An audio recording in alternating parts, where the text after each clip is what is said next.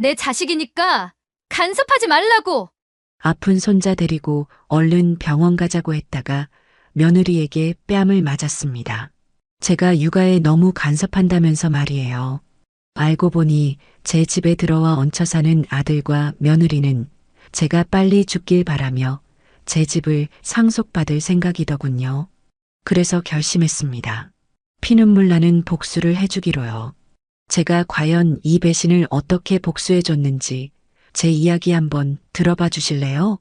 이야기 시작하기 전에 구독과 좋아요 버튼 꾹 눌러주시면 여러분께 더 많은 사연을 전해드리는데 큰 힘이 됩니다. 안녕하세요. 저는 올해 68살 김순애입니다. 25에 시집와서 43년을 한 집에서 살아왔어요.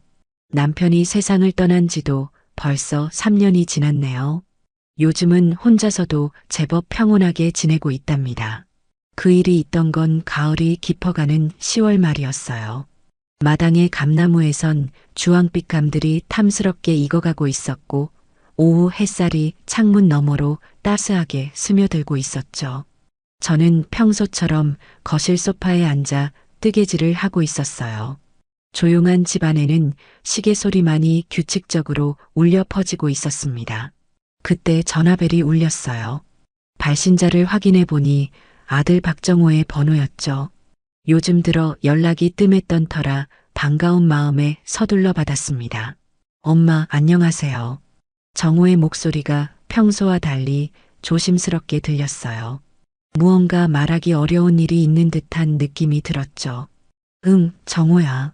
무슨 일이야? 저는 뜨개질 바늘을 내려놓고 온 신경을 전화에 집중했어요. 아들의 목소리에서 묘한 긴장감이 느껴졌거든요. 엄마, 죄송한데 저희가 당분간 엄마 댁에서 지내도 될까요? 사정이 좀 어려워져서요. 순간 가슴이 두근거렸어요. 아들이 힘든 상황에 처했다니 어머니로서 가만히 있을 수 없었죠. 게다가 손자 민재와 함께 살 수 있다는 생각에 마음 한켠이 설레기 시작했어요. 그래, 언제든지 와. 여기가 네 집이지 뭐. 제 목소리는 자연스럽게 밝아졌어요. 혼자 지내던 집이 다시 활기를 찾을 수 있다는 생각에 기뻤거든요. 특히 귀여운 손자와 함께 시간을 보낼 수 있다는 것이 가장 큰 기대였죠. 감사합니다, 엄마. 정말 죄송해요. 정호의 목소리에서 안도감이 느껴졌어요. 전화를 끊고 나니 갑작스러운 소식에 마음이 복잡하기도 했어요. 기쁨 반, 걱정 반이었죠. 이튿날 오후 큰 트럭 한 대가 집 앞에 멈춰 섰어요. 이삿짐을 가득 실은 트럭이었죠. 생각보다 짐이 많아서 놀랐어요. 단순히 잠깐 머무르는 것이 아니라 아예 정착할 준비를 해온 것 같았죠. 정호와 며느리 이서연 그리고 6살 손자 민재가 내렸어요. 민재는 저를 보자마자 달려와 안겼죠. 할머니, 민재의 천진난만한 미소를 보니 마음이 따뜻해졌어요. 이런 순간을 위해서라면 무엇이든 참을 수 있을 것 같았거든요. 서연은 저에게 어색한 미소를 지으며 인사했어요. 어머님, 폐를 끼치게 되어 죄송합니다. 그 미소에서 뭔가 어색함이 느껴졌지만 저는 대수롭지 않게 넘겼어요.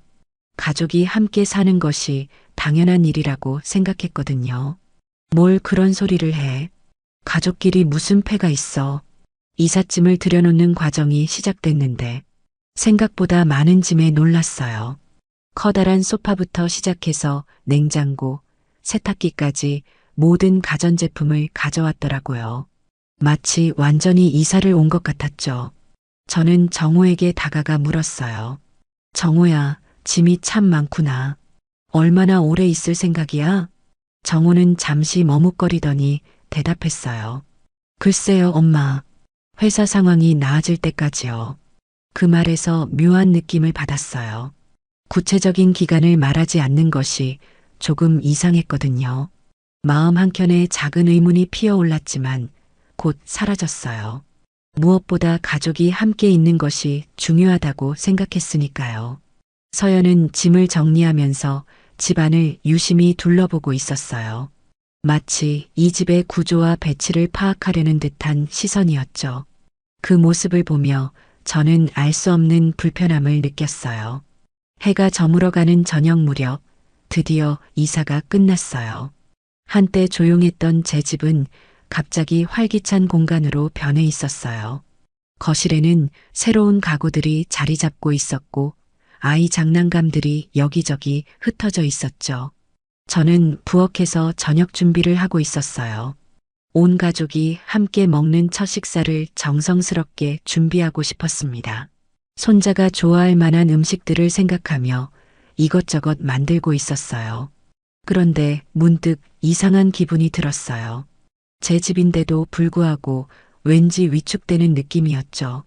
새로 들어온 가구들과 물건들이 제 공간을 점령한 것 같은 기분 같은 거요. 저녁 식사 시간이 되었어요. 온 가족이 둘러앉아 식사를 하는 모습은 정말 오랜만이었죠.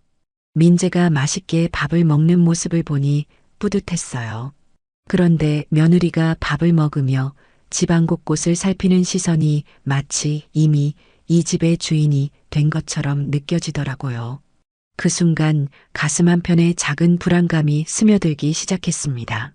첫날 밤 저는 잠이 오지 않았어요. 가족들이 모여 복작복작 사는 게 마냥 좋을 거라 생각했는데 막상 오랜만에 집에 사람이 많아진 것도 낯설었고 앞으로 어떻게 될지에 대한 막연한 걱정도 있었거든요. 창밖으로는 가을밤의 서늘한 바람이 불어오고 있었어요. 그렇게 첫날 밤을 보낸 뒤 새로운 일상이 시작됐죠. 이튿날 아침 일찍 일어나 아침 준비를 하는데 잠옷 바람으로 머리가 헝클어진 채 저에게 달려와 안겼죠. 따뜻한 아이의 체온이 전해지니 마음이 포근해졌어요. 할머니, 배고파요. 민재의 앙증맞은 목소리에 절로 미소가 지어졌어요. 손자와 함께 보내는 아침이 이렇게 행복할 줄 몰랐습니다. 서둘러 민재가 좋아하는 계란말이를 만들어 주었어요. 식탁에 앉아 함께 아침을 먹는 동안 민재는 끊임없이 제잘거렸어요. 유치원에서 있었던 일, 친구들 이야기, 어제 본 만화 이야기까지 아이의 순수한 목소리가 집안의 생기를 불어넣어 주었죠. 정우와 서연은 아침을 대충 해결하고 각자 일 때문에 바쁘게 나갔어요. 그렇게 집에는 저와 민재만 남게 되었습니다. 오랜만에 손자와 단둘이 보내는 시간이 시작된 거예요. 점심시간이 되자 민재를 위해 정성스럽게 밥을 차렸어요. 아이가 좋아할 만한 반찬들을 이것저것 만들었죠. 손자가 제가 만든 음식을 맛있게 먹어주는 모습을 보니 어찌나 가슴이 뿌듯하던지요. 할머니 밥이 제일 맛있어요. 민재의 말에 눈시울이 촉촉해졌어요. 이런 순간을 위해서라면 어떤 어려움도 견딜 수 있을 것 같았습니다. 오후에는 민재와 함께 마당에서 놀았어요. 감나무 아래에서 떨어진 낙엽을 주우며 이런저런 이야기를 나누었죠. 아이의 천진난만한 웃음소리가 가을 하늘에 울려 퍼졌어요. 저녁 무렵 정우와 서연이 돌아왔어요. 민재는 엄마 아빠가 돌아온 것을 반가워했지만 여전히 제 곁에 붙어 있었어요. 아이가 저를 따르는 모습에 마음이 따뜻해졌죠. 저녁 식사 후 민재에게 동화책을 읽어주기로 했어요. 거실 소파에 앉아 아이를 무릎에 앉히고 책을 펼쳤죠. 민재는 제 목소리에 집중하며 열심히 들었어요. 그런데 서연이 다가와서 말했어요. 어머님, 민재 너무 돌아다니게 하지 마세요. 집에서 조용히 있게 하시면 돼요. 갑작스러운 말에 당황스러웠어요. 아이와 함께 시간을 보내는 것이 뭐가 잘못인지 이해할 수 없었거든요. 게다가 민재는 집안에서 조용히 놀고 있었는데 말이에요. 아니야, 아이는 뛰어놀아야 건강하게 자라는 거야. 제가 조심스럽게 말했지만 서연의 표정은 별로 좋지 않았어요. 뭔가 제가 간섭한다는 식으로 받아들이는 것 같았죠. 저는 속으로 복잡한 감정이 일었어요. 손자를 사랑하는 할머니의 마음을 왜 이해하지 못하는 걸까요? 아이와 함께 시간을 보내는 것이 그렇게 잘못된 일인가요? 다음 날도 비슷한 상황이 반복됐어요. 민재는 저와 함께 있는 시간을 좋아했고, 저 역시 손자와 보내는 시간이 행복했어요. 아이에게 간식도 만들어주고, 함께 그림도 그리며 즐거운 시간을 보냈죠. 창밖으로는 늦가을 햇살이 따스하게 들어오고 있었어요. 마당의 코스모스가 바람에 살랑살랑 흔들리는 모습이 평화로워 보였죠. 이런 일상이 계속되길 바랐어요. 그런데 서연은 계속해서 스마트폰만 들여다보고 있었어요. 민재가 엄마에게 말을 걸어도 대충 대답하거나 아예 무시하는 경우가 많았죠. 아이는 점점 저에게 더 의존하게 되었어요. 어느 날 오후 민재가 넘어져서 무릎이 까져 울면서 저에게 달려왔죠. 서둘러 상처를 소독하고 반창고를 붙여주었어요. 아파요, 할머니. 민재의 울먹이는 목소리에 가슴이 아팠어요. 아이를 달래주며 상처 부위를 호호 불어주었죠. 그런데 서연은 옆에서 그런 모습을 보면서도 별다른 반응이 없었어요. 저는 점점 이상함을 느끼기 시작했어요. 엄마라면 아이가 다쳤을 때 당연히 걱정하고 보살펴야 하는 것 아닌가요? 서연의 무관심한 태도가 도무지 이해되지 않았어요. 그날 밤 민재를 재우면서 아이가 말하더라고요. 할머니, 엄마는 왜 항상 핸드폰만 봐요? 아이의 순수한 질문에 답을 할 수가 없었어요. 6살 민재도 엄마의 무관심을 느끼고 있었던 거죠. 가슴이 답답해졌어요.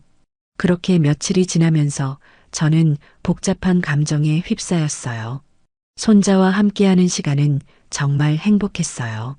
아이의 웃음소리, 제잘거리는 목소리, 저를 따르는 모습 모든 것이 소중했죠. 그런데 서연의 태도는 날이 갈수록 더 냉담해지더라고요. 마치 제가 아이를 빼앗는다는 식으로 생각하는 것 같았어요. 손자를 돌보는 할머니의 당연한 마음을 왜 이해하지 못하는 걸까요?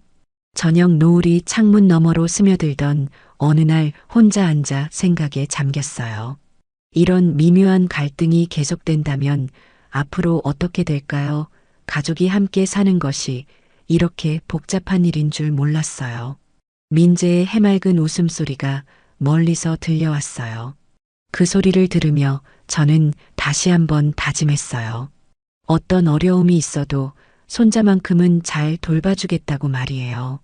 그런데 그 다짐이 시험받을 날이 곧 다가왔어요. 며칠 후 어느 오후였어요. 11월 초순의 차가운 바람이 창문 틈새로 스며들고 있었죠. 거실에는 따스한 햇살이 들어와 있었는데 그 햇살 속에서 민재가 혼자 블록을 쌓고 있었어요.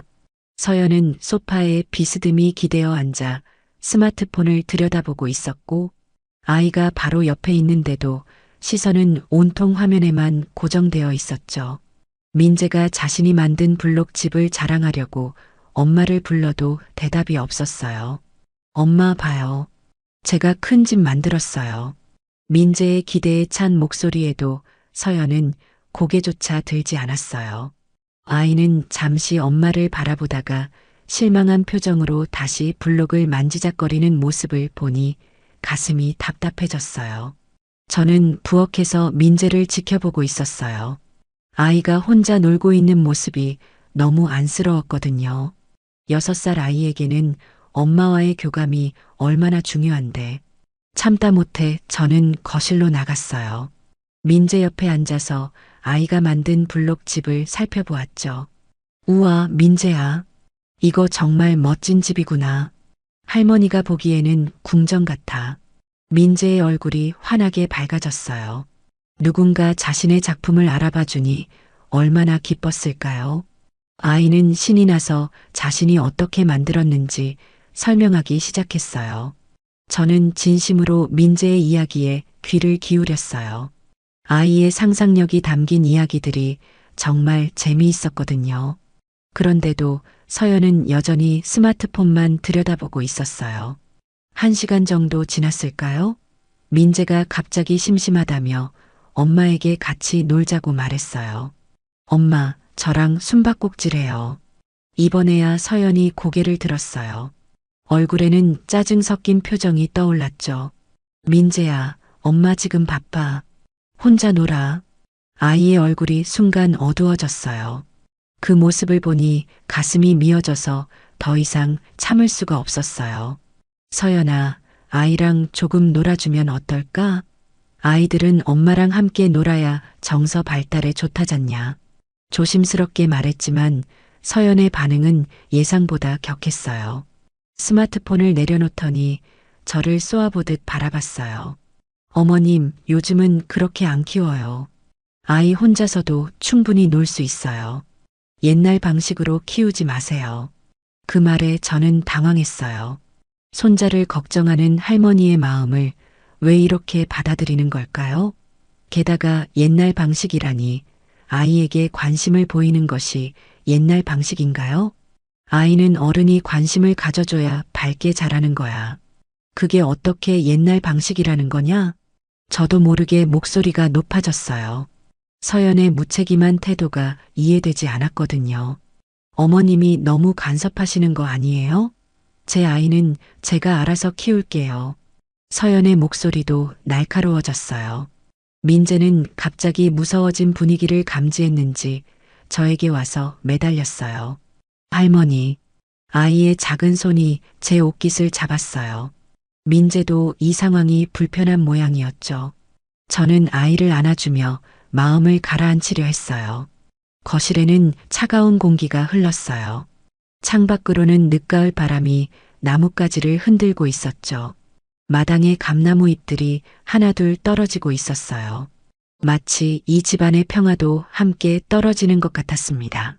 그날 이후로 며느리와 제 사이에는 보이지 않는 벽이 생겼어요. 서연은 제가 뭔가 말하려고 하면 미리 방어적인 태도를 보였어요. 저 역시 함부로 말을 꺼내기가 어려워졌죠. 민재는 그런 분위기를 아이만의 감각으로 느끼고 있었어요. 평소보다 더 조용해졌고 저에게만 의존하려 하는 모습을 보였어요. 엄마와 할머니 사이에 미묘한 갈등을 눈치챈 것 같았습니다. 며칠 후에도 비슷한 상황이 반복됐어요. 서연은 여전히 스마트폰에만 빠져 있었고 민재는 혼자 놀거나 저와 함께 시간을 보냈어요. 아이가 엄마의 관심을 끌려고 노력하는 모습이 안쓰러웠습니다.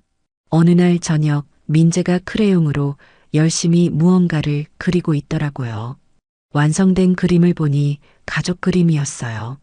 큰 집 앞에 할머니와 민재가 손을 잡고 서 있고 멀리 떨어진 곳에 엄마 아빠가 그려져 있었어요. 그 그림을 보는 순간 가슴이 먹먹해졌어요. 아이도 이 상황을 나름대로 이해하고 있었던 거예요. 자신에게 가장 가까운 사람이 할머니라는 것을 말이에요. 서연은 민재의 그림을 보고도 별다른 반응이 없었어요. 오히려 제가 아이와 너무 가깝다는 식으로 생각하는 것 같아 그 시선이 부담스럽기 시작했어요. 밤이 깊어가면서 집안은 조용해졌고 각자의 방에서 잠들 준비를 하는 소리만 들려왔죠. 저는 침대에 누워 오늘 하루를 되돌아보았어요. 며느리와의 갈등이 계속되니 너무 마음이 불편해요. 손자를 사랑하는 것이 잘못인 걸까요? 아이에게 관심을 보이는 것이 간섭인가요? 머릿속이 복잡해졌어요. 창밖으로는 초겨울 바람이 쌩쌩 불고 있었어요. 집안은 따뜻했지만 마음은 바깥처럼 점점 차가워지는 느낌이었어요. 가족이 함께 산다는 것이 이렇게 어려운 일인 줄 몰랐어요. 그런데 그 어려움은 풀리기는커녕 시간이 갈수록 더욱 커져만 가더라고요. 함께 살기 시작한 지 2주가 지나면서 집안의 분위기는 완전히 바뀌어 있었어요. 아침 일찍 일어나 온 가족의 아침을 준비하는 것은 당연히 제 몫이 되어 있었죠. 정우와 서연은 아침을 먹고 나면 설거지도 하지 않고 각자 바쁘다며 집을 나섰어요. 처음에는 가족을 위해 뭔가 할 수 있다는 것이 기뻤습니다. 특히 민재를 위해서라면 무엇이든 할 수 있었거든요. 손자가 맛있게 밥을 먹는 모습을 보면 피로도 잊혀졌죠. 그런데 점점 이상한 일들이 벌어지기 시작했어요. 서연은 집안일에 전혀 손을 대지 않았어요. 처음에는 아직 적응 기간이라 생각했는데 시간이 지나도 변하지 않더라고요.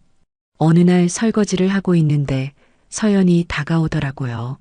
잠시 도와주려나 싶었는데 전혀 예상과 다른 말을 하는 게 아니겠어요? 어머님, 제 속옷이랑 옷들 좀 빨아주시면 안 될까요? 순간 말문이 막혔어요. 며느리가 시어머니에게 속옷 빨래를 부탁한다고요? 아무리 함께 사는 가족이라지만 이건 아니라는 생각이 들었어요. 네 속옷은 네가 빨아야지. 나도 나이가 있어. 제가 조심스럽게 말했지만 서연은 별로 개의치 않는 표정이었어요. 마치 당연한 일을 거절당했다는 식이었죠. 그날부터 서연의 태도는 더욱 당당해졌어요. 빨래는 물론이고 청소, 요리까지 모든 집안일을 제가 하는 것을 당연하게 여기기 시작했죠. 심지어 민재 돌보는 것도 대부분 제 몫이 되어버렸습니다. 11월 중순의 차가운 바람이 창문을 두드리던 어느 날 혼자서 대청소를 하고 있었어요. 서연은 거실 소파에 누워 TV를 보고 있었고 민재는 유치원에 간 상태였죠. 걸레질을 하며 허리가 아팠어요. 68살이라는 나이가 새삼 느껴졌습니다. 그런데 며느리는 제가 힘들어하는 모습을 보고도 전혀 도와주려 하지 않았어요. 어찌나 며느리가 미워 보이던지. 저녁 무렵 정호가 돌아와 저는 정호에게 솔직한 마음을 털어놓기로 했습니다. 아들이라면 제 마음을 이해해 줄 거라 생각했거든요. 정호야, 엄마가 나이도 있는데 집안일을 혼자 다 하기엔 좀 벅차다. 정호는 잠시 난처한 표정을 지었어요. 그러더니 예상과 다른 대답을 하는 게 아니겠어요? 엄마, 서연이도 요즘 힘들어해요. 조금만 이해해 주세요. 그 말에 허탈함이 밀려왔어요. 제가 힘들다고 하는데 오히려 며느리를 이해해 달라고 하다니 아들이 이렇게 변한 것이 믿어지지 않았어요. 나보러 이해하라고, 서연이가 힘들어한다고? 내가 내 집에서 며느리 눈치 보고 살아야 한다는 거냐? 제 목소리가 떨렸어요. 서러움과 분노가 동시에 치밀어 올랐거든요. 그날 밤 저는 잠을 이루지 못했어요. 침대에 누워 천장을 바라보며 생각에 잠겼어요. 언제부터 이 집에서 제가 가장 낮은 사람이 되었을까요? 제 집인데도 말 한마디 똑바로 하지 못하고 눈치를 보게 되었을까요? 다음 날 아침도 역시 마찬가지로 온 가족의 아침을 혼자 준비하고 설거지도 혼자 했어요. 며느리는 아침을 먹고 나서 바로 자기 방으로 들어가 버렸고요. 민재만이 제 곁에 있어 주었어요. 아이는 제가 힘들어하는 것을 아는 듯 더욱 다정하게 굴었어요. 할머니, 괜찮아요? 민재의 순수한 걱정에 눈물이 날 뻔했어요. 6살 아이가 어른을 걱정해야 하는 상황이 안쓰러웠거든요. 창밖으로는 초겨울의 을씨년스러운 바람이 불고 있었어요. 나뭇가지들이 춥게 떨고 있는 모습이 제 마음과 닮아 있었죠. 한때 따뜻했던 이 집이 이제는 차갑고 외로운 공간이 되어가고 있었어요. 저녁 시간이 되면 온 가족이 모여 앉았지만 대화는 거의 없었어요. 정우는 피곤하다며 일찍 방으로 들어가고 서연은 여전히 스마트폰만 들여다보고 있었습니다. 저와 민재만이 서로를 의지하며 시간을 보냈죠. 이런 일상이 반복되면서 저는 점점 지쳐갔어요. 몸도 마음도 한계에 다다르고 있었어요. 이 집에서 제가 설 자리가 점점 줄어들고 있다는 느낌을 지울 수가 없었습니다.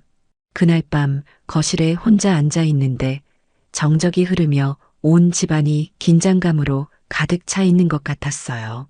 마치 언제 터질지 모르는 폭탄을 안고 있는 기분이었죠. 그런데 그 폭탄이 정말로 터지는 순간이 곧 다가왔어요. 11월 말, 첫눈이 내릴 듯 흐린 하늘이 집 전체를 우울하게 덮고 있던 날이었어요. 아침부터 날씨가 쌀쌀했는데 유치원에서 돌아온 민재 얼굴이 상기되어 있었어요. 처음에는 바깥 추위 때문인 줄 알았는데 아이를 만져보니 열이 나고 있었어요. 이마가 뜨겁게 달아오르고 있었죠. 민재야, 어디 아프니? 아이는 힘없이 고개를 저었어요. 평소 활발하던 민재가 이렇게 조용히 있으니 걱정이 되기 시작했어요. 체온계로 재어보니 38.5도나 되었어요. 서둘러 서연을 불렀어요. 서연은 자기 방에서 나와 민재를 대충 살펴보더니 별일 아니라는 표정을 지었습니다. 서연아, 민재열이 많이 나. 병원에 데려가야겠어. 저는 다급한 마음에 말했지만 서연의 반응은 너무나 태연했어요.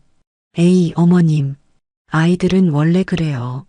괜히 야단법석 떨지 마세요. 자식이 아픈데 어떻게 이렇게 무덤덤할 수 있을까요? 너무 당황스러웠지만 제가 과민 반응을 하는 건가 싶어 잠시 망설여졌습니다.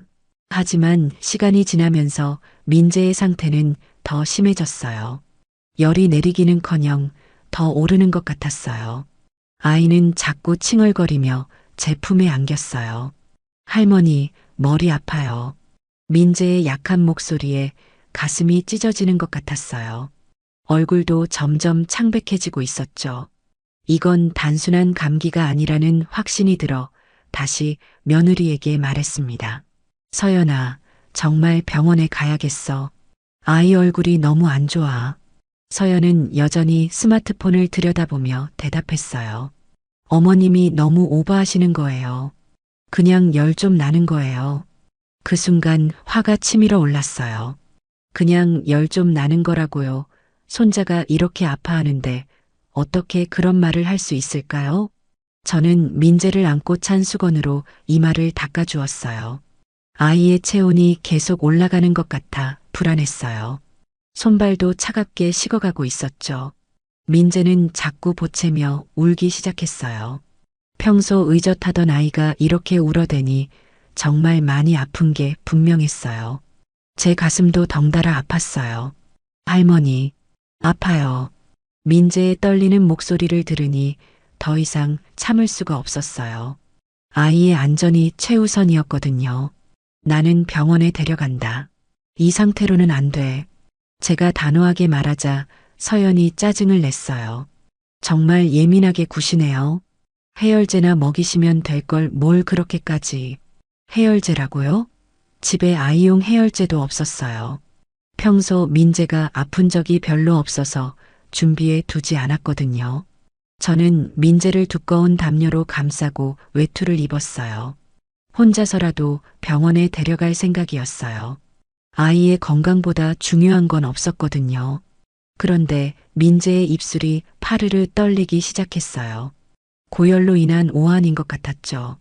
아이의 작은 몸이 떨리는 모습을 보니 가슴이 철렁 내려앉았어요. 민재야, 괜찮니?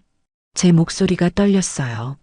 공포와 분노가 뒤섞인 감정이었죠.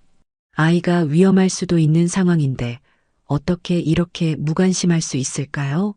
창밖으로는 차가운 겨울바람이 휘몰아치고 있었고 나뭇가지들이 바람에 흔들리며 을씨년스러운 소리를 내고 있었죠. 집안의 긴장감과 바깥의 쌀쌀함이 겹치면서 마음이 더욱 답답해졌어요. 민재의 체온이 계속 올라가면서 아이는 점점 축 늘어져 갔습니다. 이대로 두면 안 되겠다는 생각에 저는 단호하게 결심했어요. 저는 민재를 안고 현관으로 향했어요. 아이를 병원에 데려가기 위해서였죠. 그런데 서연이 제 앞을 가로막았어요. 어디 가시려고요? 서연의 목소리에는 짜증이 섞여 있었어요. 마치 제가 소동을 피우고 있다는 식이었죠. 병원에 간다고 했잖아. 민재 상태가 심각해. 제 목소리는 떨리고 있었어요. 분노와 걱정이 뒤섞인 감정 때문이었죠. 민재는 제 품에서 힘없이 늘어져 있었어요. 그런데 서연은 제 앞에 서서 움직이지 않았어요. 마치 제가 민재를 데려가는 것을 막으려는 듯 했죠. 어머님, 정말 왜 이러세요? 애들은 다 그래요. 괜히 병원비만 나올 뿐이에요. 그 말에 저는 분노가 치밀어 올랐어요. 병원비가 아까워서 아이를 방치하자는 건가요? 아들의 건강보다 돈이 더 중요하다는 게 말이나 되는 소리냐고요. 제가 엄마니까 제 판단을 믿으세요. 서연의 차가운 말에 가슴이 무너지는 느낌이었어요. 집안의 공기가 얼어붙은 듯 차가워졌어요. 창밖으로는 겨울바람이 창문을 두드리고 있었고 흐린 하늘이 집안까지 어둡게 만들고 있었죠. 거실의 따뜻한 조명도 이 차가운 분위기를 녹이지 못했어요. 민재는 제품에서 작은 신음소리를 냈어요. 아이의 얼굴이 더욱 창백해지면서 입술도 바싹 말라 있었어요. 이런 상황에서도 서연은 여전히 무덤덤한 표정이었어요. 더 이상 참을 수 없었어요. 얘가 더 심해지면 어떻게 할 거야? 지금 당장 병원에 가야 해. 제 목소리가 커졌어요. 감정이 통제되지 않았거든요. 민재의 안전이 걱정되어 미칠 것 같았어요. 그 순간이었어요. 서연의 얼굴이 일그러지더니 갑자기 손을 들어 올렸어요. 그리고는 제 뺨을 세게 때렸어요. 날카로운 소리가 거실에 울려 퍼졌습니다. 뺨이 화끈거리며 아팠지만 그보다 더 큰 충격은 마음에 가해졌어요. 며느리가 저를 때렸다는 사실이 믿어지지 않았어요.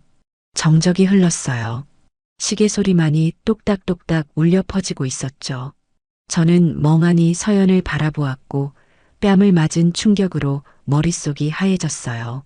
서연의 얼굴에는 미안함보다는 오히려 당당함이 느껴졌어요. 마치 제가 잘못해서 당연히 맞을 일이라는 듯한 표정이었죠. 민재는 제품에서 무슨 일이 일어나는지도 모른 채 여전히 아파하고 있었어요. 아이의 작은 손이 제 옷을 꼭 쥐고 있었죠. 그 순간 눈물이 핑 돌았어요. 제 뺨에는 서연의 손바닥 자국이 빨갛게 남아 있었어요. 화끈거리는 통증이 계속됐지만 아픈 건 아무런 신경이 쓰이지 않았죠. 마음의 상처가 더 컸어요. 평생 이런 모욕을 당해본 적이 처음이었으니까요. 그때 현관문이 열리는 소리가 들렸어요. 정우가 퇴근한 모양이었죠. 정우는 집안의 이상한 분위기를 감지하고 조심스레 물었어요.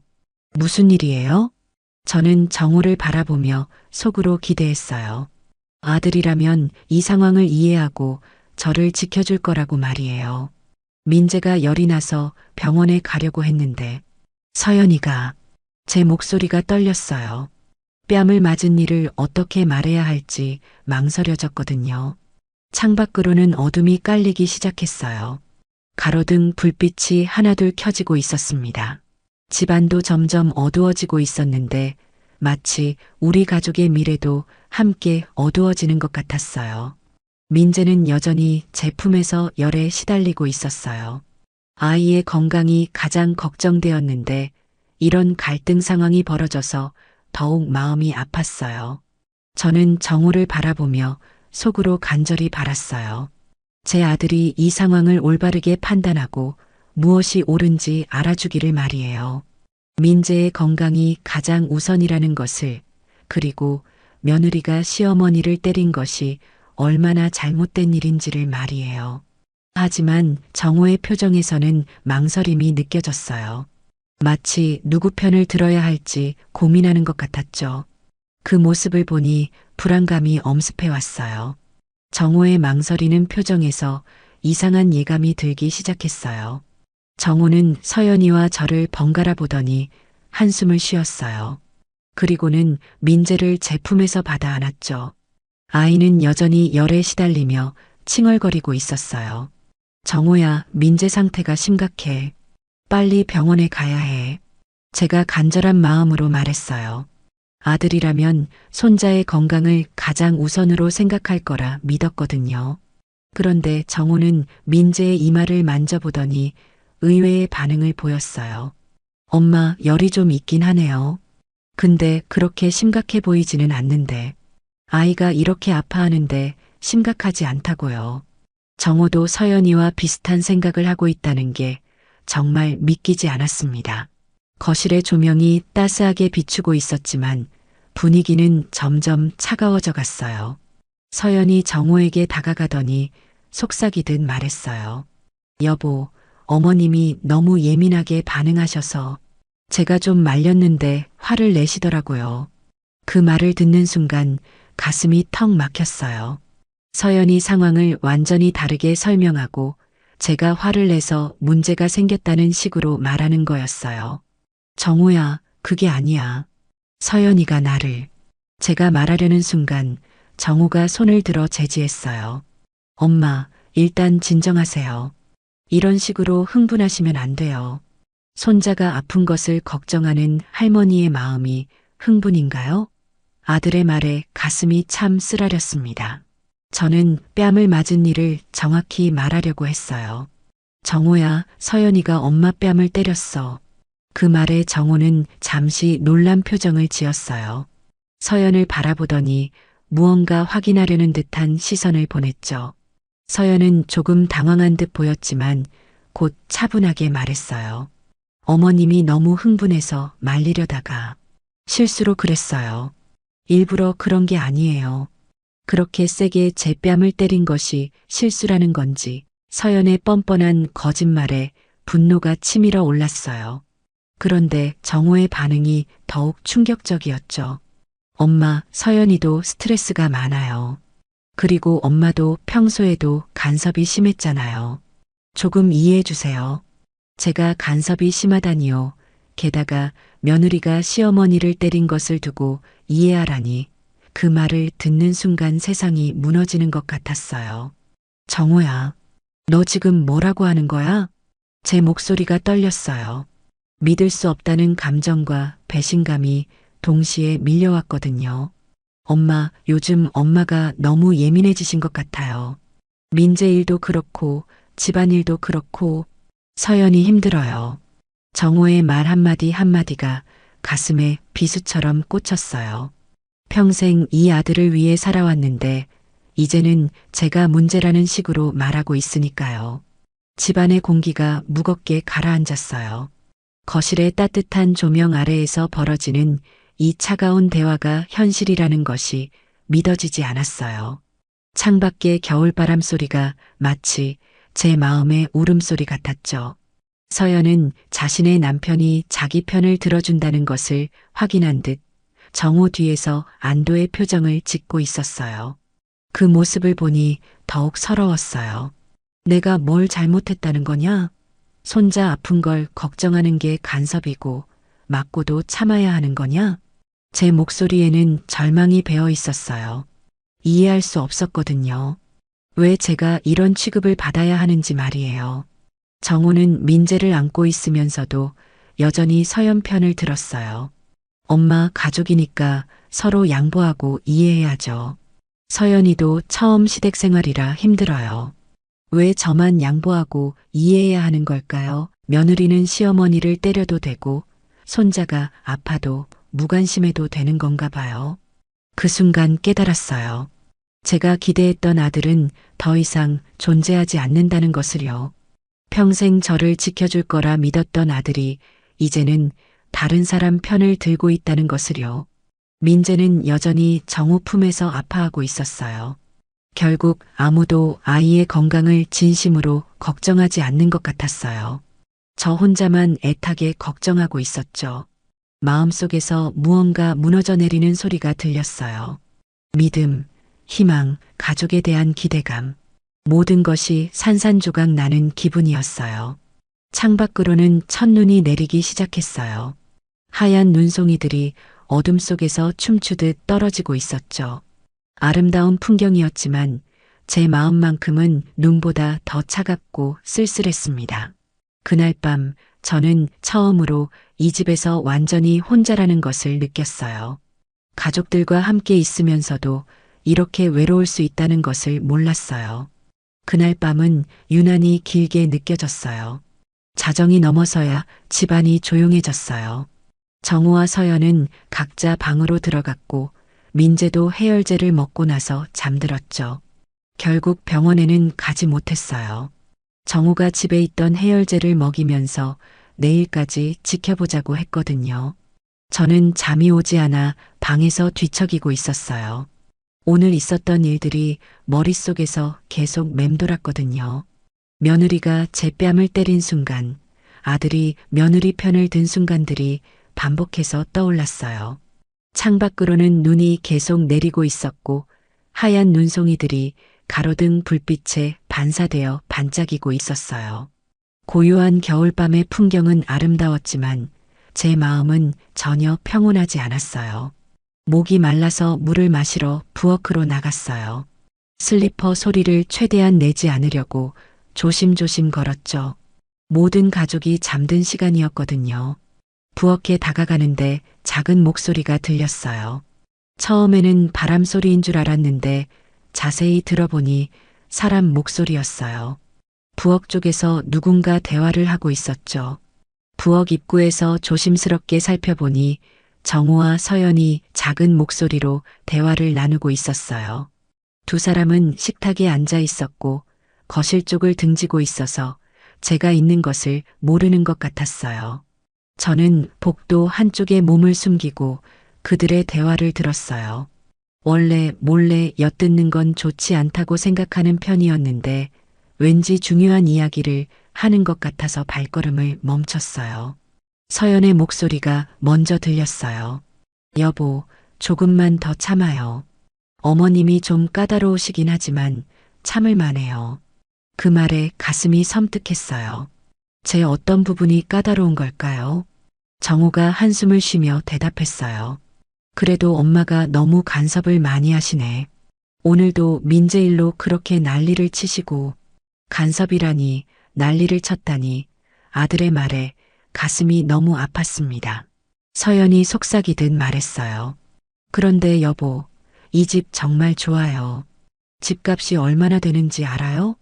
강남 같은 곳은 아니어도 이 동네도 꽤 비싸던데요. 갑자기 집값 이야기라니 왜 갑자기 그런 말을 하는 걸까요? 불안한 예감이 들기 시작했어요.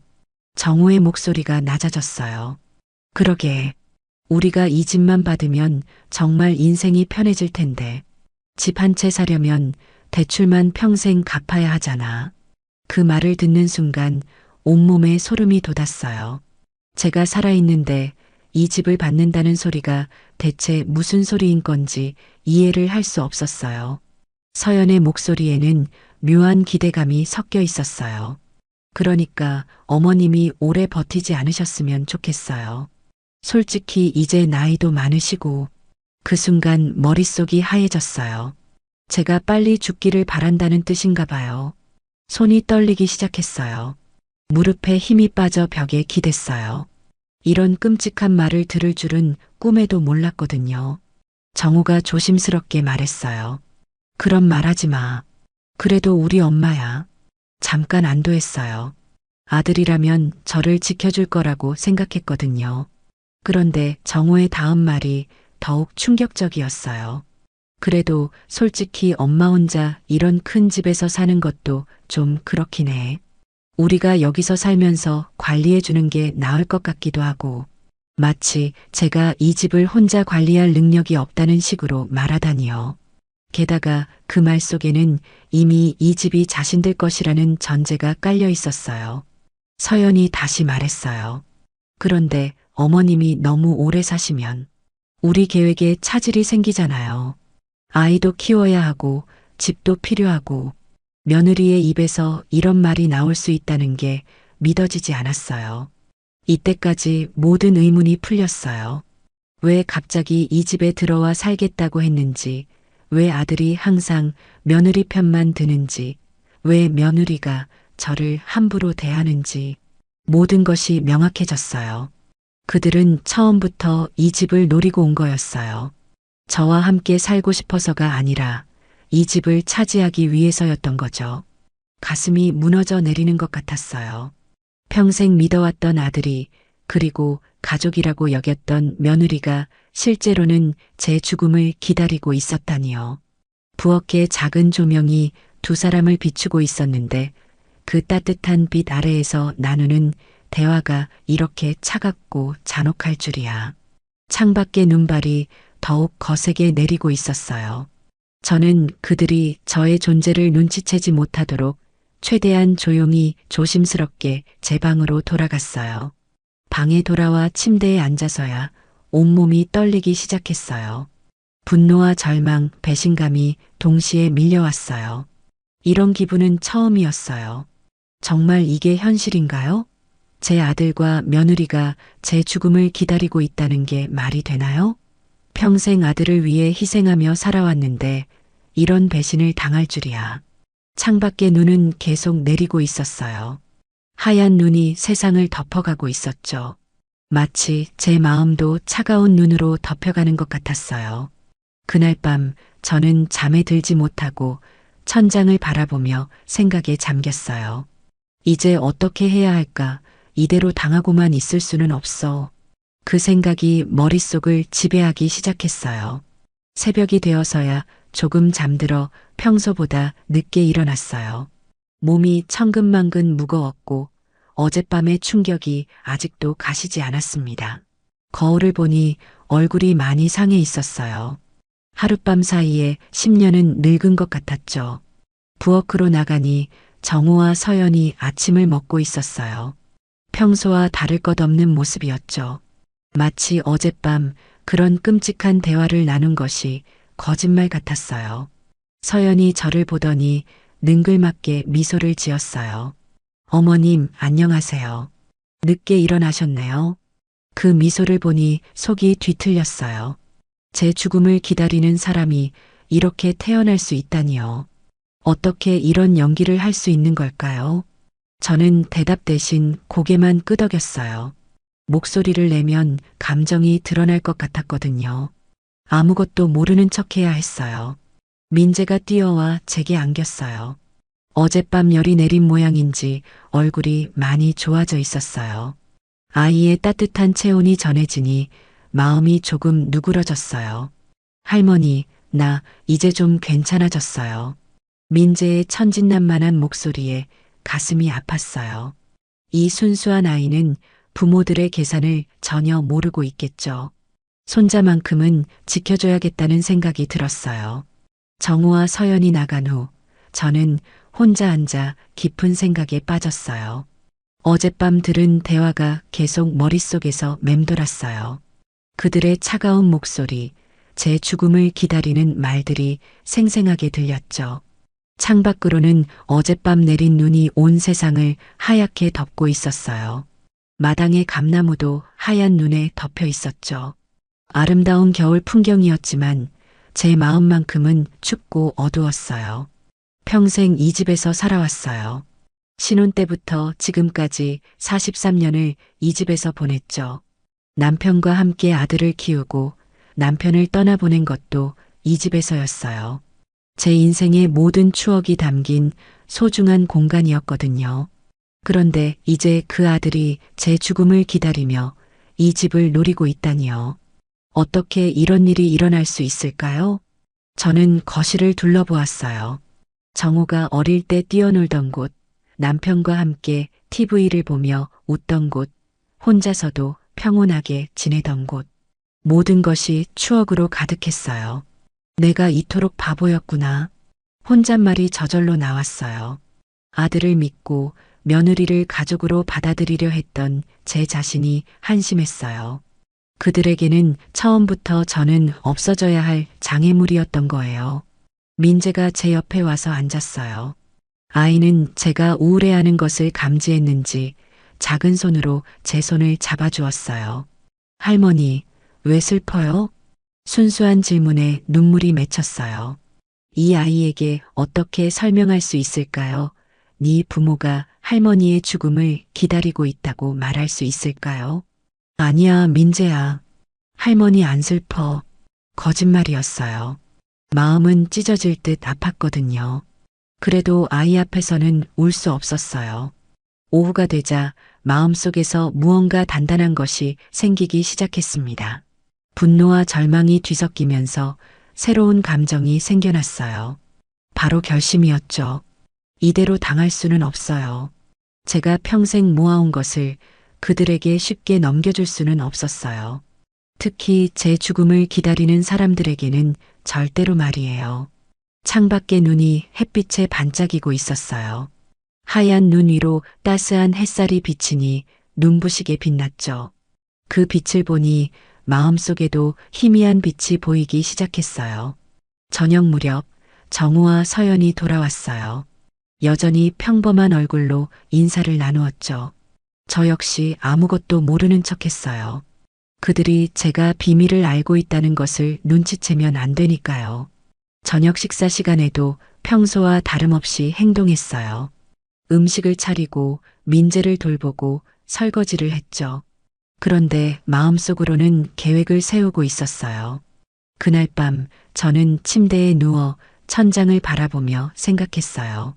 어떻게 하면 그들의 계획을 무너뜨릴 수 있을까요? 어떻게 하면 제가 당하지 않고 오히려 그들을 놀라게 할 수 있을까요? 마음속에서 복수의 불꽃이 피어오르고 있었어요. 평생 온순하게 살아왔던 제가 이런 감정을 느낄 줄은 몰랐어요. 그들이 저를 이렇게 만든 거겠죠. 창밖으로는 달빛이 눈 위에 반사되어 은빛으로 빛나고 있었어요. 고요한 겨울밤이었지만 제 마음속에는 폭풍이 일고 있었습니다. 더 이상 참지 않겠다는 결심과 함께 말이에요. 그리고 그 결심을 실행에 옮길 날이 드디어 왔어요. 다음 날 아침 저는 평소보다 일찍 일어났어요. 마음속으로 세운 계획을 실행하기 위해서였죠. 정우와 서연이 나간 후 민재를 유치원에 보내고 나서 본격적으로 움직이기 시작했어요. 거울 앞에 서서 단정하게 옷을 차려입었어요. 검은색 코트에 스카프를 둘러매고 평소보다 신경 써서 화장도 했죠.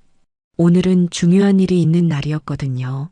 창밖으로는 겨울 햇살이 눈 위에 반사되어 반짝이고 있었어요. 차가운 공기였지만 하늘은 맑고 푸르렀죠. 마치 제 앞에 펼쳐질 새로운 시작을 축복해주는 것 같았어요. 집을 나서기 전 저는 잠시 거실을 둘러보았어요. 43년간 제가 살아온 이 공간을 말이에요. 오늘 이후로는 이 집의 의미가 완전히 달라질 거예요. 주택 공사까지 가는 길은 평소보다 길게 느껴졌어요. 발걸음 하나하나가 무겁고 신중했거든요. 지나가는 사람들, 상점들, 익숙한 동네 풍경들이 새롭게 보였어요. 마치 마지막으로 보는 것처럼 말이에요. 주택 공사에 도착해서 번호표를 뽑고 기다리는 동안 가슴이 두근거렸어요. 긴장되면서도 한편으로는 시원한 기분이었어요. 드디어 제가 주도권을 잡는 순간이 온 거니까요. 제 차례가 되어 창구로 갔어요. 중년의 여직원이 친절하게 맞아주었죠. 어떤 업무로 오셨나요? 주택연금에 대해 상담받고 싶어요. 제 목소리는 생각보다 차분했어요. 며칠 동안 마음속으로 연습한 덕분이었죠. 직원은 서류를 준비하며 설명을 시작했어요. 주택연금의 개념, 조건, 절차 등을 자세히 알려주었죠. 저는 모든 말을 집중해서 들었어요. 고객님 연세가 어떻게 되시나요? 68입니다. 그럼 가입 조건은 충족하시네요. 그런데 가족분들과 상의는 해보셨나요? 이런 중요한 결정은 가족과 함께 논의하시는 게 좋은데요. 직원의 말에 마음속으로 쓴웃음이 나왔어요. 가족과 상의라니요. 제 죽음을 기다리는 사람들과 무슨 상의를 하겠어요? 아니에요. 제 집이니까 제 맘대로 하려고요.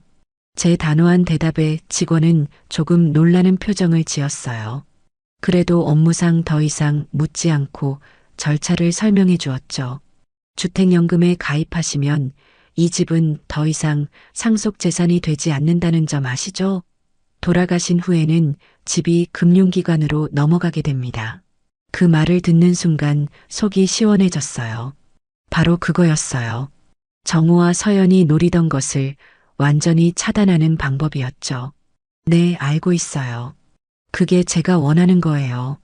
직원은 제 확고한 의지를 느꼈는지 더 이상 망설이지 않고 서류를 준비해 주었어요. 집 등기부등본, 신분증, 인감증명서 등 필요한 서류들을 확인했죠. 서류 작성 과정에서 저는 마음속으로 정우와 서연의 얼굴을 떠올렸어요. 그들이 이 사실을 알게 되었을 때의 표정을 상상하니 묘한 쾌감이 들었어요. 창밖으로는 겨울 오후의 햇살이 비스듬히 들어오고 있었어요. 은행 안에 따뜻한 조명과 어우러져 포근한 분위기를 만들고 있었죠. 이런 평범한 공간에서 제 인생의 중요한 결정이 이루어지고 있다는 게 신기했어요. 마침내 모든 서류가 완성되었어요. 직원이 마지막으로 확인해 주었죠. 정말 진행하시겠어요? 한번 가입하시면 되돌리기 어려운데요. 네, 진행해 주세요. 저는 망설임 없이 대답했어요. 펜을 들고 사인하는 순간 마음속에서 뭔가 폭발하는 것 같았어요. 복수의 첫 단추를 끼운 거였죠. 사인을 마치고 나니 온몸이 떨렸어요. 흥분과 안도감이 동시에 밀려왔거든요. 드디어 해냈어요. 그들의 계획을 완전히 무너뜨릴 수 있는 카드를 손에 넣은 거예요. 건물을 나서면서 찬 바람이 얼굴을 스쳤어요. 상쾌했어요. 마치 새로운 인생이 시작되는 것 같았거든요. 더 이상 그들에게 당하기만 하는 약한 노인이 아니었어요. 집으로 돌아가는 길에 저는 걸음걸이부터 달라진 것을 느꼈어요. 어깨가 펴지고 고개가 들렸죠. 자신감이 생긴 거예요. 마트에 들러 장을 보면서도 기분이 좋았어요. 평소 같으면 가격을 꼼꼼히 따져봤을 텐데 오늘은 그럴 필요가 없었죠. 주택연금으로 매달 나오는 돈이 있으니까요. 집에 도착해서 거실에 앉아 있는데 정말 모든 것이 새롭게 보이는 거 있죠. 이제 이 집은 완전히 제 것이에요. 그 누구도 빼앗을 수 없는 저만의 공간이 된 거죠. 오후 늦게 민재가 유치원에서 돌아왔어요. 아이가 저에게 달려와 안기는 모습을 보니 마음이 한결 더 차분해졌습니다. 할머니, 오늘 기분이 좋아 보여요. 민재의 말에 깜짝 놀랐어요. 아이들은 정말 눈치가 빠르다니까요. 그래, 할머니가 기분이 좋아 보여? 네, 눈이 반짝반짝해요. 아이의 순수한 말에 웃음이 나왔어요. 정말 오랜만에 진심으로 웃는 것 같았어요. 저녁 무렵 정우와 서연이 돌아와서 평소와 똑같이 인사를 나누고 저녁을 준비했죠. 그들은 제가 오늘 무엇을 했는지 전혀 모르고 있었어요. 식탁에 앉아 저녁을 먹으면서 저는 속으로 미소를 지었어요. 곧 그들에게 깜짝 선물을 줄 수 있을 거예요. 그때까지는 조금만 더 기다리면 되었어요.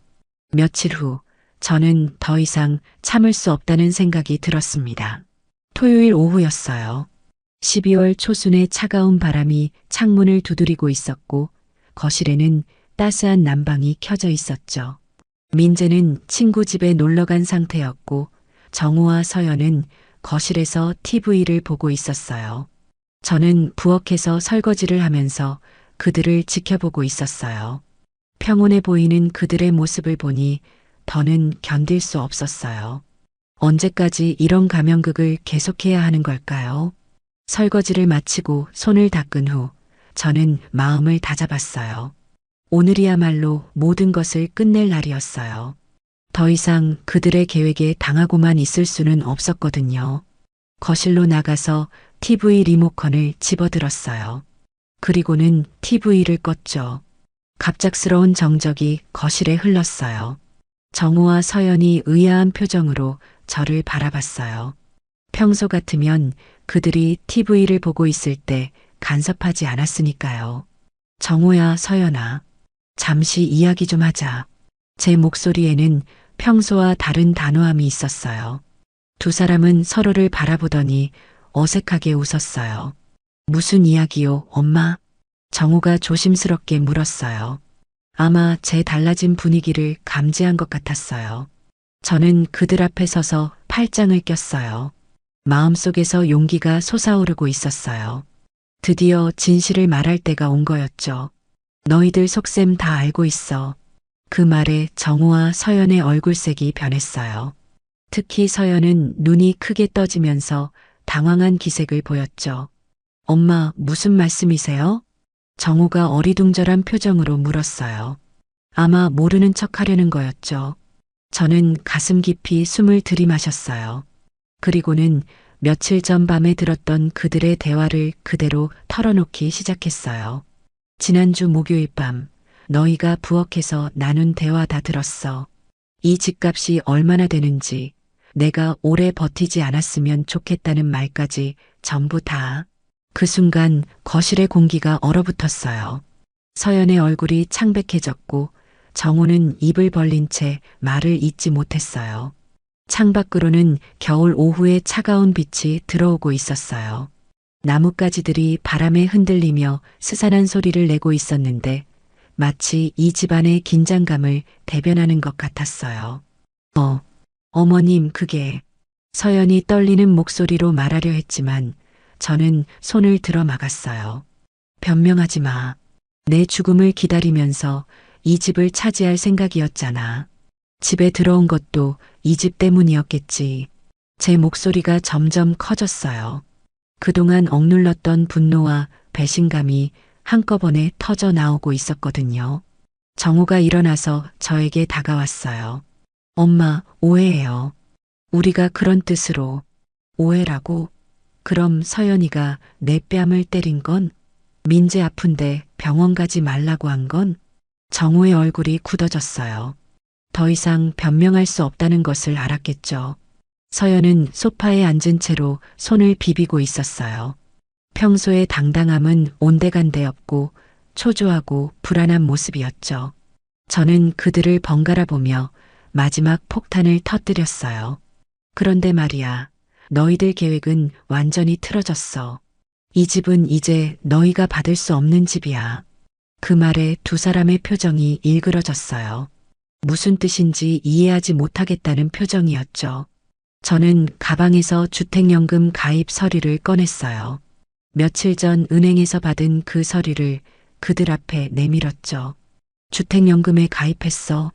이 집은 내가 죽어도 너희 것이 안 돼. 서류를 본 순간 정우와 서연의 얼굴이 완전히 하얘졌어요. 서연은 서류를 집어들고 급하게 내용을 확인했죠. 이게 뭐예요? 언제 이런 걸?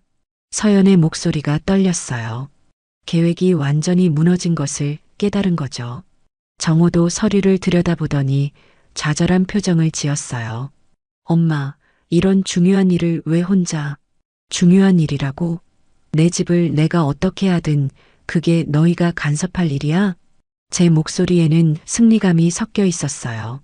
드디어 그들을 당황시켰다는 기쁨이 컸거든요.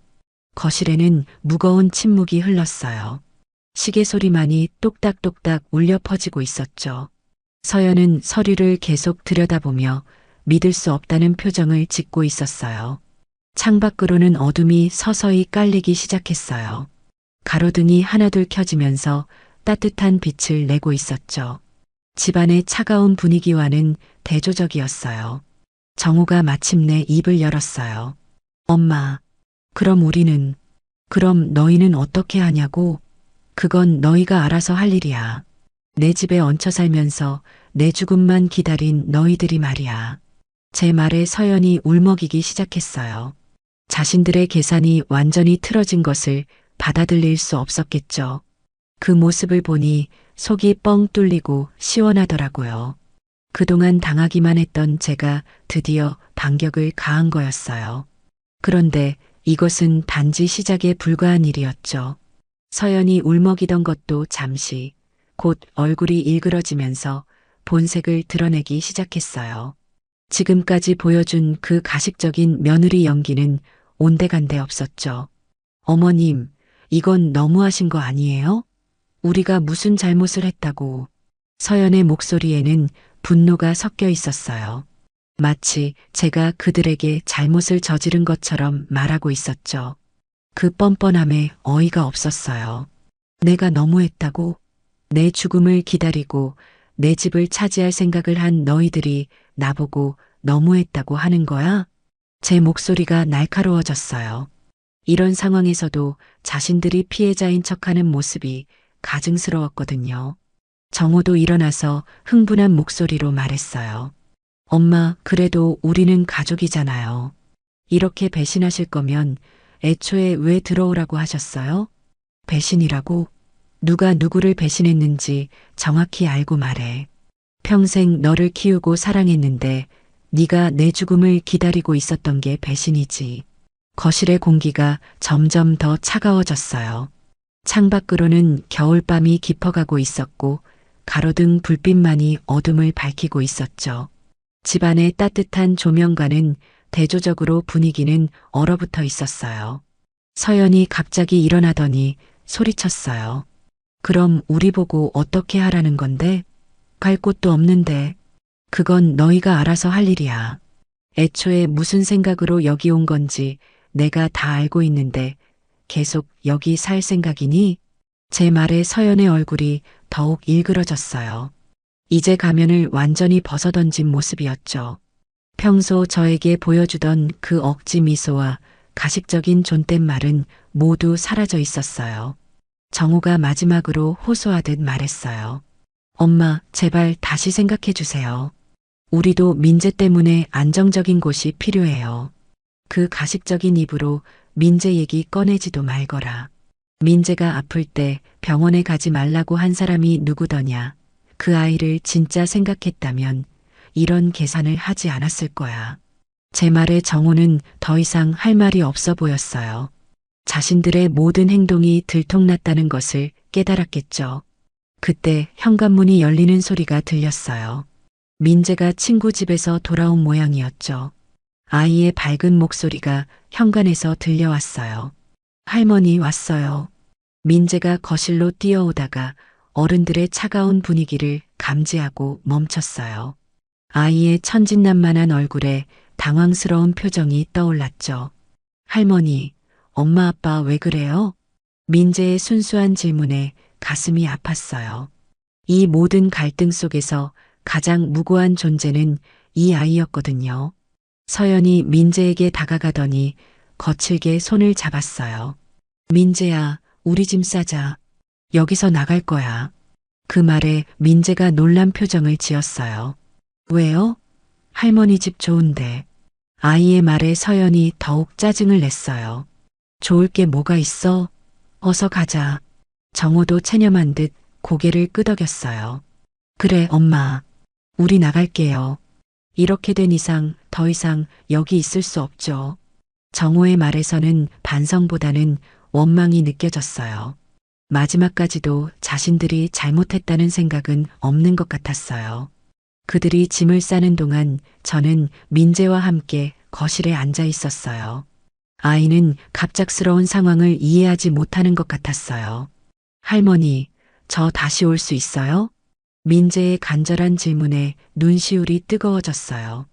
이 순수한 아이에게는 아무 잘못이 없는데 말이에요. 민재야, 할머니가 항상 여기 있을게. 언제든지 보고 싶으면 와. 2시간 정도 지나서 그들의 이사가 끝났어요. 들어올 때만큼이나 많은 짐을 가지고 나갔죠. 마치 처음부터 이런 결말을 예상했던 것처럼 신속했어요. 현관에서 마지막 인사를 나눌 때도 그들에게서는 미안함이나 반성의 모습을 찾을 수 없었어요. 오히려 억울하다는 표정이었죠. 그렇게 그들은 집을 떠났어요. 현관문이 닫히는 소리와 함께 집안이 다시 조용해졌어요. 저는 거실에 혼자 앉아 있었어요. 갑자기 조용해진 집이 낯설면서도 평온했어요. 오랜만에 느끼는 진짜 평화였죠. 창밖으로는 겨울밤의 고요함이 펼쳐져 있었어요. 눈이 내려온 세상을 하얗게 덮고 있었고 가로등 불빛이 그 위에 은은하게 반사되고 있었죠. 저는 마당으로 나가 차가운 공기를 깊이 들이마셨어요. 상쾌했어요. 마치 무거운 짐을 내려놓은 것 같았거든요. 이 집은 끝까지 내 거야. 그리고 내 삶도 이제부터 완전히 내 거야. 혼잣말이 절로 나왔어요. 더 이상 누구 눈치도 볼 필요 없고 누구의 계산에 휘둘릴 필요도 없었어요. 집 안으로 들어와 거울을 보니 제 얼굴이 한결 밝아져 있었어요. 오랜만에 진짜 미소를 짓고 있었거든요. 앞으로는 정말 제가 원하는 대로 살 수 있을 거예요. 주택연금으로 경제적 걱정도 없고 이 소중한 집에서 평온하게 지낼 수 있죠. 그날 밤 저는 오랜만에 깊이 잠들었어요. 악몽도 없고 걱정도 없는 편안한 잠이었어요. 새로운 시작을 위한 휴식이었죠. 그 이후로 저는 정말 평온한 일상을 되찾았어요. 주택연금 덕분에 경제적 여유도 생겼고 무엇보다 아무도 눈치 보지 않고 제가 원하는 대로 살 수 있게 되었죠. 가끔 민재가 보고 싶기는 해요. 순수한 그 아이에게는 아무 잘못이 없었으니까요. 언젠가 민재가 자라서 진실을 알게 되면 할머니의 선택을 이해해 줄 거라 믿어요. 이 이야기를 듣는 분들께 한 가지 말씀드리고 싶어요. 가족이라는 이름으로 무조건 참고 희생할 필요는 없다는 것을요. 진짜 가족이라면 서로를 존중하고 사랑해야 하는 거예요. 나이가 들었다고 해서 당하고만 살 필요도 없어요. 자신의 권리와 재산은 스스로 지켜야 하는 거예요. 때로는 용기 있게 맞서는 것이 필요하답니다. 네, 지금까지 순애님의 사연 들어보았는데요. 순애님은 스스로의 삶을 지키기로 선택하셨습니다. 그 선택은 누군가를 해치는 복수가 아니라 내 권리와 존엄을 온전히 회복하는 용기였던 것 같습니다. 여러분, 우리는 나이가 들어도 여전히 내 삶의 주인입니다. 내 집, 내 시간, 내 마음, 그 열쇠는 여전히 내 손에 있어요. 누군가가 그 열쇠를 빼앗으려 할 때 오늘의 순애님처럼 단호히 내 재산, 내 삶 모두 내 거다라고 말해보시는 건 어떨까요? 혹시 지금 비슷한 상황을 겪고 계신가요? 여러분의 경험과 생각을 댓글로 들려주세요. 함께 나누면 길이 보입니다. 이야기가 힘이 되었다면 구독과 좋아요, 알림 설정까지 부탁드려요. 오늘도 함께 해주셔서 감사합니다.